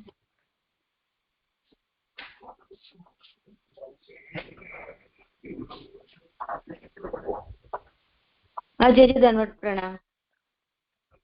આગળનો શ્લોક મારે કરવાનો વારો છે, ખરું ને? એ શ્લોક 15 114 નંબરના પેજ ઉપર એ પ્રમાણે એની ઉત્થાનિકા એ પ્રમાણે પ્રેમ ભક્તિ વાળાએ કાંઈ પણ કરવાનું નથી એમ કહીને નીચેના શ્લોકથી બહારની ભક્તિનું ફળ ઓછું જણાવતા નમન કરે છે. એમાં 1 નંબરની ફૂટનોટ છે કે બહારની ભક્તિનું ફળ. તો ત્યાં કહે છે કે બહારની એટલે પ્રેમ વિનાની એવો અર્થ જણાય છે. એટલે આગળના શ્લોકમાં આપણને કહ્યું કે પ્રેમ ભક્તિ વાળાએ તો કાંઈ પણ કરવાનું નથી, અને હવે અહીંયા બહારની ભક્તિ એટલે કે પ્રેમ વિનાની ભક્તિ નું ફળ ઓછું છે એમ જણાવતા સુખદેવજી ભગવાનને નમન કરે છે કે યત કીર્તનમ યત સ્મરણમ યદીક્ષણમ યદ વંદનમ યચ્છ શ્રવણમ યદ અર્હણમ લોકસ્ય સદ્યો વિધુનોતિ કલ્મષમ તસ્મૈ સુભદ્ર શ્રવસે નમો નમઃ. શ્લોકાર્થ: જેમનું કીર્તન, જેમનું સ્મરણ, જેમનું દર્શન, જેમનું વંદન, જેમનું શ્રવણ અને જેમનું પૂજન લોકના પાપનો તરત નાશ કરે છે તે ઘણી ઉત્તમ કીર્તિવાળાને નમસ્કાર હો, નમસ્કાર હો. સુબોધિનીજી, બહારની 100 પ્રકારની ભક્તિથી સંસારીઓના પાપનો તરત જ નાશ છે એવો અર્થ છે. એટલે અહીંયા એટલે પ્રભુની જે બહારની એટલે કે પ્રેમ વિનાની 100 પ્રકારની ભક્તિથી શું થશે તો એ ભક્તિથી સંસારીઓના પાપનો તરત જ નાશ થશે એમ અહીંયા કે છે. પછી અહીંયા દર્શન ચરણની સેવા છે એ જે અહીંયા વચન છે એને ગયા વખતે આપણે સુધરાવડાવ્યું છે કે ત્યાં એવું કરાવડાવ્યું છે કે પ્રભુના દર્શન પ્રભુના ચરણની સેવાથી સાધ્ય છે. ત્યાં દર્શન પર 2 નંબરની ફૂટનોટ આવશે અને અહીંયા 1 નંબર લખ્યો છે ત્યાં 2 નંબર આવશે કે ત્યાં ફૂટનોટમાં કહે છે કે દર્શન ભક્તિમાં ગણેલ નથી, છતાં અહીં ભક્તિમાં ગણ્યું, કારણ કે ચરણ સેવાથી થાય છે. એટલે જે આપણને નવતા ભક્તિ કહી છે એમાં દર્શન ભક્તિને તો ગણેલ નથી, છતાં પણ અહીંયા જે ભક્તિનો ક્રમ બતાવ્યો છે 6 પ્રકારની ભક્તિ એમાં દર્શનને ગણ્યું છે. તો એનું કારણ શું છે તો કે ચરણની સેવા થાય છે, એટલે કે પ્રભુના દર્શન પ્રભુના ચરણની સેવાથી સાધ્ય છે એમ અહીંયા કહી રહ્યા છે. પછી આગળ કે છે સુબોધિનીજીમાં કે અહીં ત્યાં 4 નંબર લખ્યો છે, ત્યાં 3 નંબર કરવાનો છે. અહીં પાપના નાશનો ભેદ જણાવવા જુદો ક્રમ કહેલો છે. એમાં 3 નંબરની ફૂટનોટ છે કે અહીં એટલે સંસારીઓએ કરેલી ભક્તિમાં, તેથી પ્રયોજન જુદું હોય, જુદો ક્રમ કહ્યો છે. એટલે અહીંયા જે ભક્તિનો ક્રમ ભક્તિ બતાવી છે તેમાં સંસારીઓ કરેલી જે ભક્તિ છે એનાથી એ પાપના નાશનો ભેદ જણાવવા અહીંયા જુદો ક્રમ કહ્યો છે. એમાં આગળ કહે છે કે એમાં એટલે કીર્તન પોતાના અને બીજાના, ત્યાં કીર્તન થી કરાવડાવ્યું છે. કીર્તન એટલું છે તો ત્યાં થી કરાવડાવ્યું છે ગયા વખતે, કે એમાં કીર્તન થી પોતાના અને બીજાના સર્વ પાપનો નાશ કરનારું હોવાથી શ્રવણ કરતા પણ એને ઉદાર જણાવવા પહેલું કહેલું છે. એટલે અહીંયા યત કીર્તનમ જે પદ છે એને અહીંયા મહાપ્રભુજી સમજાવે છે કે કીર્તન થી શું થાય છે, તો કીર્તન એ કીર્તનથી પોતાના અને બીજાના સર્વ પાપનો નાશ કરનાર કીર્તન હોવાથી કીર્તન શ્રવણ કરતા પણ ઉદાર જણાવવા અહીંયા કીર્તનને પહેલા કહ્યું છે. એની પછી એના પણ મૂળ રૂપ અને પૂર્ણ કરનાર માત્ર પોતાની અંદર રહેલ હોવા છતાં પણ આધ્યાત્મિક પાપનો નાશ કરી અંતઃકરણ શુદ્ધ કરનાર સ્મરણ કહેલું છે. હવે કીર્તન પછી એ સ્મરણ ભક્તિ કહી છે એને અહીંયા મહાપ્રભુજી સમજાવે છે. યત સ્મરણમ પદને સમજાવે છે કે એની એટલે કે કીર્તન પછી એના એટલે કીર્તનના પણ મૂળ રૂપ અને પૂર્ણ કરનાર માત્ર એટલે કે સ્મરણ પોતાની અંદર રહેલા હોવા છતાં પણ આધ્યાત્મિક પાપનો નાશ કરી અંતઃકરણ શુદ્ધ કરનાર સ્મરણ છે, એમ અહીંયા સ્મરણ કહ્યું. એવી રીતે કીર્તન અને સ્મરણથી પ્રેમ ઉત્પન્ન થાય ત્યારે ભગવાનના પધારવાથી અથવા પોતે જવાથી જે ભગવાનનું દર્શન થાય તે કહેલું છે. એટલે હવે દર્શન ભક્તિ બતાવી. સ્મરણ પછી અહીં દર્શન ભક્તિને કહે છે યદ ક્ષણમ, એ પદને હવે સમજાવે છે કે સ્મરણ એવી રીતે એટલે કે કીર્તન અને સ્મરણથી શું થાય છે, તો જીવમાં પ્રેમ ઉત્પન્ન થાય છે. અને જ્યારે પ્રેમ ઉત્પન્ન થાય છે ત્યારે એમ કે ભગવાનના પધારવાથી અથવા તો જીવ પોતે ભગવાન સામે પાસે જવાથી ભગવાનનું દર્શન થાય છે, એવું અહીંયા દર્શનને સમજાવ્યું. હવે આગળ એ દર્શનની જ વાત કરી રહ્યા છે કે પ્રભાવ સાથેનું ભગવાનનું સ્થાન ભગવાનનું પ્રતિનિધિ હોવાથી અને પ્રેમ અલ્પ હોવાથી ભગવાનને ચલાવવાની શક્તિ ન હોવાથી બહાર અથવા ચિંતનથી હૃદયની અંદર એમનું દર્શન થાય એ કહેલું છે. એમાં 4 નંબરની ફૂટનોટ છે કે પ્રભાવ સાથેના ભગવાનમાં સ્થાનનું અંદર ચિંતન કરવાની. એટલે જ્યારે એમ કે ભગવાનના દર્શન થયા પછી એનું મહાત્મય એટલે ભગવાનનું મહાત્મય અથવા તો કે ભગવાનનો પ્રભાવ સાથે જે ભગવાનનું સ્થાન છે એ સ્થાન એ ભગવાનનું પ્રતિનિધિ હોવાથી અને એનામાં અલ્પ પ્રેમ હોવાથી એ ભગવાનને ચલાવવાની શક્તિ ન હોવાથી બહારથી એટલે કે સ્વરૂપથી અથવા તો ચિંતનથી એટલે કે ભાવનાથી હૃદયની અંદર ભગવાનનું દર્શન થાય એ અહીંયા કહ્યું. એ દર્શનથી અધિદૈવિક પાપનો નાશ થાય છે. એટલે કે ભગવાનના ચિંતનથી હૃદયની અંદર ભાવનાથી જે ભગવાનના દર્શન થાય છે એ ભગવાનના દર્શનથી એ અધિદૈવિક પાપનો નાશ થાય છે એમ કહ્યું. હવે કહે છે કે જે દેવોની દ્રષ્ટિમાં દોષ છે એ શ્રુતિમાં એ પાપ જણાવેલું છે. એટલે જે દર્શનથી અધિદૈવિક પાપનો નાશ થાય છે એ કહ્યું તો એનાથી એવું કહી રહ્યા છે શ્રુતિ વચનથી કે જે દેવોની દ્રષ્ટિમાં એ દોષ છે એ શ્રુતિ વચનથી અહીં પાપ જણાવેલું છે. એટલે અહીં જે અધિદૈવિક પાપ છે એ અહીંયા શ્રુતિ વચનથી પાપ કહ્યું છે, પણ મને આ એટલું સ્પષ્ટ આ શ્રુતિ વચન સમજાતું નથી. એમની દ્રષ્ટિ તે ભગવાનની દ્રષ્ટિનો વિષય થાય ત્યારે એ ક્રૂર દ્રષ્ટિ મટી જાય છે, એટલે એ દોષનો નાશ થાય છે. એટલે એમની એટલે કે દેવોની દ્રષ્ટિ તે ભગવાનની દ્રષ્ટિનો વિષય જ્યારે થાય ત્યારે એ દેવોની ક્રૂર દ્રષ્ટિ છે તે મટી જાય છે, એટલે એ દોષનો નાશ થાય છે. એટલે કે આધિદૈવિક દોષ જે થયા છે એનો નાશ થાય છે. હવે કે છે કે ત્યાર પછી જે વંદન થાય તે ભગવદ્યાના અપરાધ રૂપ દોષનો નાશ કરનાર છે. એટલે દર્શન પછી જ્યારે ભગવાનના દર્શન થાય છે ત્યાર પછી જીવ શું કરે છે તો કે વંદન કરે છે, અને એ વંદન થાય એ વંદન થયાથી શું થાય છે તો કે ભગવદ્યાના અપરાધ રૂપ દોષોનો નાશ થાય છે, નાશ કરાવનાર છે. અહીં શ્રવણ પછી જે વંદન ભક્તિ છે એને અહીંયા મહાપ્રભુજીએ કહી.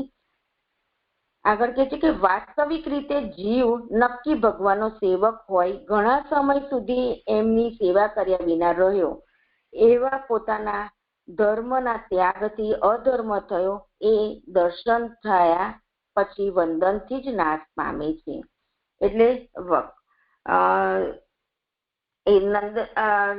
ખરેખર તો એમ કે જીવ ભગવાનનો સેવક છે, અને સેવક હોવાથી એ ઘણા એનો ધર્મ શું છે કે ભગવાનની સેવા કરવાનો, પણ એ ઘણા સમય સુધી એ ભગવાનની સેવા કર્યા વિના રહ્યો, એટલે એનો પોતાનો એટલે કે સ્વધર્મનો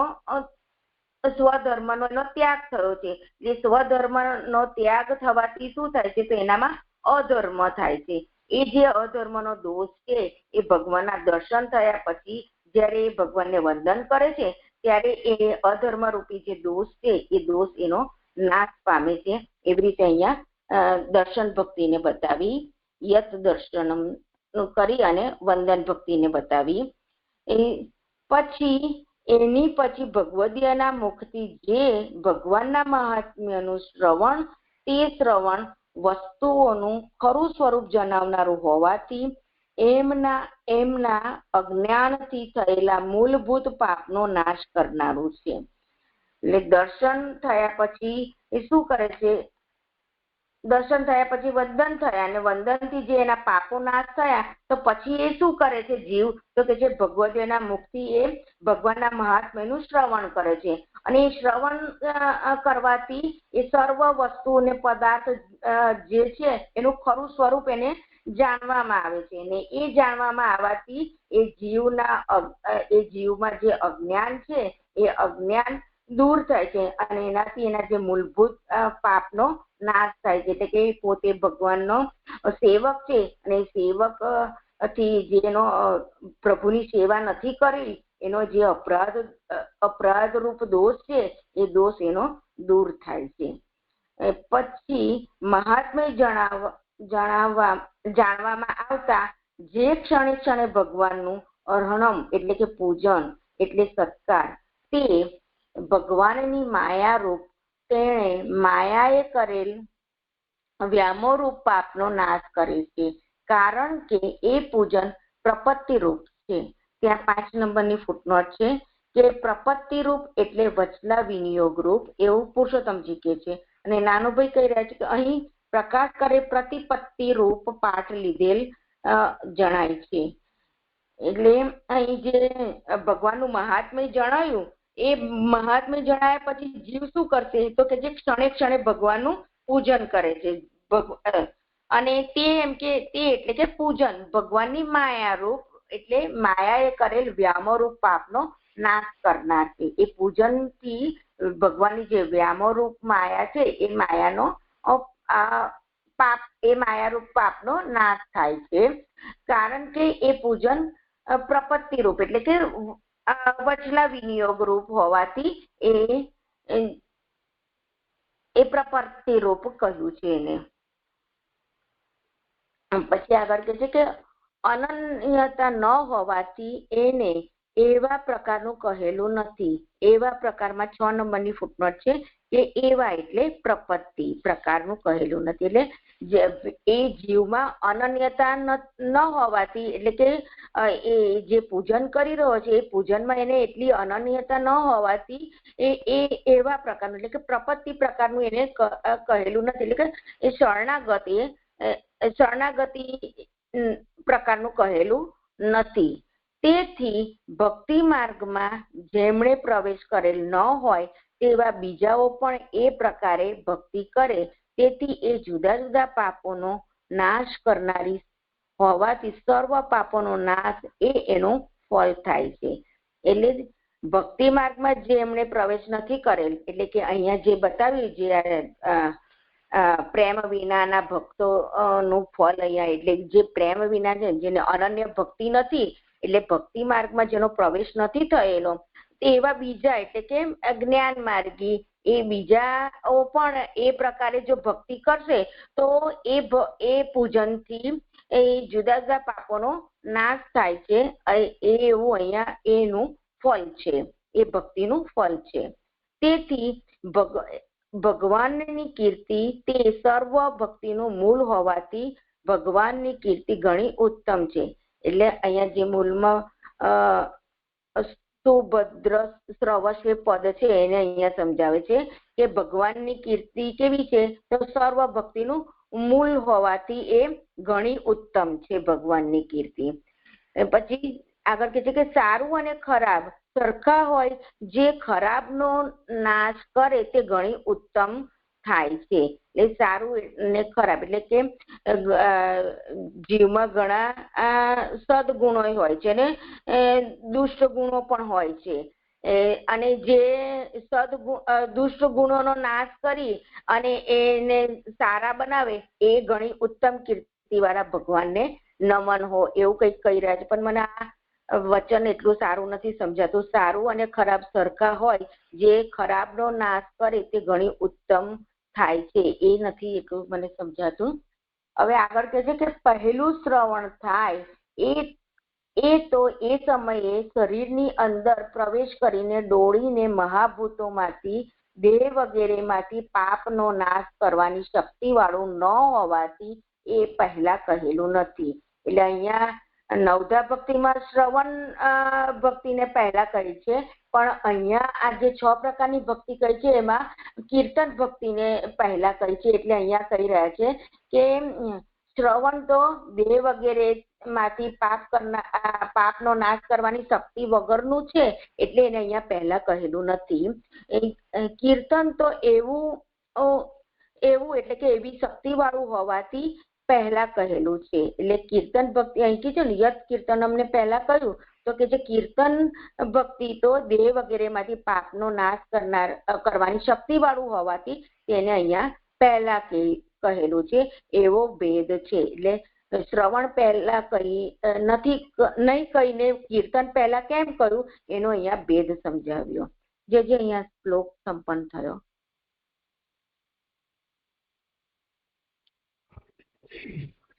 કઈ હોય વિચારણીય હતું. આદિદેવી પાપનો નાશ કરે છે. આદિદેવી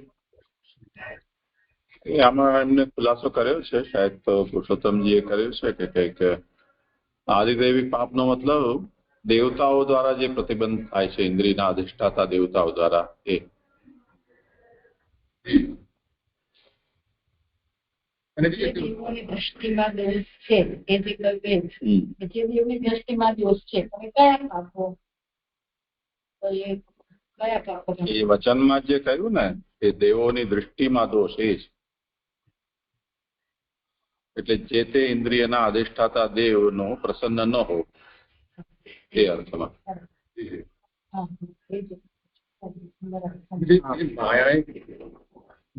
માયાએ કરેલ વ્યામોહ પાપ એ કયું છે તો સમજાય પણ કયું પાપ? માયાએ કરેલ વ્યામોહ તો અજ્ઞાન એ જ પાપ. પાપ એટલે દોષ, પ્રતિબંધ, કોઈ દોષ એ. હા. પહેલી ફૂટનોટ ક્યાં આવશે? પહેલી ફૂટનોટ ક્યાં આવશે? આ બહારની ઉત્થાનિકામાં છે પહેલા નંબરની ફૂટનોટ લાલન. હા ઠીક છે. હા પહેલા નંબરની કર્યું છે ને ત્યાં છે. અને પછી ફરી પણ અહીં દર્શન ઉપર 1 નંબર હતો ને ત્યાં 2 નંબર કરવાનો છે. અને અહીં પર 2 નંબર હતો ત્યાં 3 નંબર કરવાનો છે.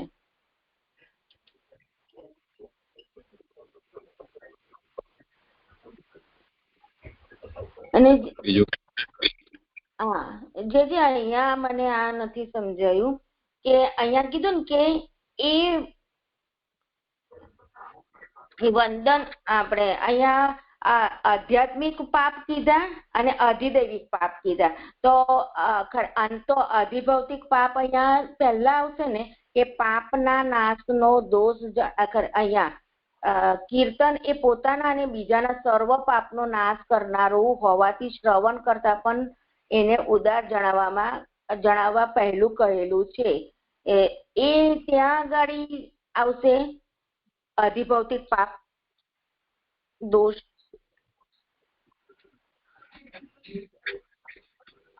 સ્મરણ અને આપણે કીર્તન અને સ્મરણથી જે પ્રેમ ઉત્પન્ન થાય છે ત્યાં આધ્યાત્મિક પાપ કયા.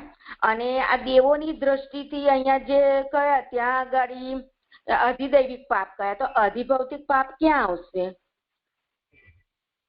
આ સુભદ્ર શ્રવસેના અર્થમાં કહી. સુભદ્ર પદનો અર્થ કરતા મહાભૂતોમાંથી દેહ વગેરેમાંથી પાપનો નાશ કરવાની શક્તિ વાળું ન હોવાથી એ પહેલા કહેલું નથી. અને કીર્તન એવું શક્તિ વાળું હોવાથી પહેલા કહેલું છે. ક્યાં આવશે અધિભૌતિક પાપ? હા અને ઈશાબેન તમે આગળ જે બોલો છો તે આપણે એને વાત કરી છે કે શ્રવણ એવું શક્તિ વાળું નથી એટલે જ કીર્તન પહેલા કહ્યું છે. પણ ત્યાં પણ અધિભૌતિક તમે બોલો છો ત્યાં પણ સમજી શકે એ જ વિષય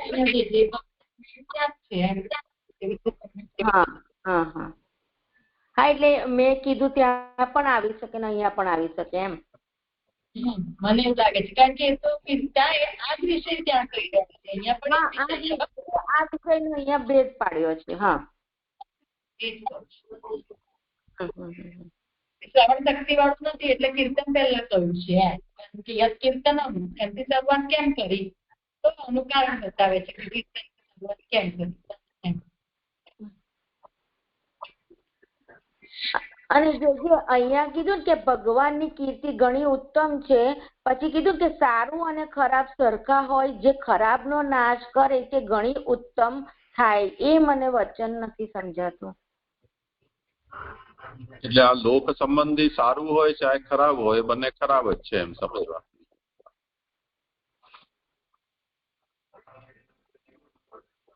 તો પછી ખરાબનો નાશ કરી તે ઘણી ઉત્તમ થાય એ કેવી રીતે લેવાનું?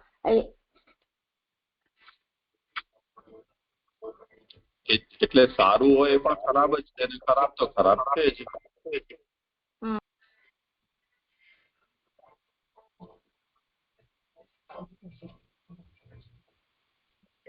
આજે અહીંયા ઘોંઘાટ બહુ જ છે તો ત્યારે આપણે